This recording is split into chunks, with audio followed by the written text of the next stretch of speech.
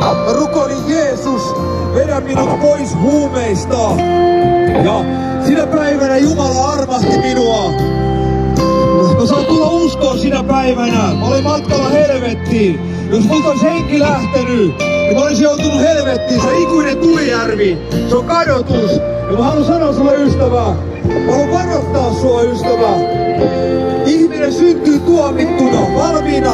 Ihmisellä on valmiina se helvetin tuomio.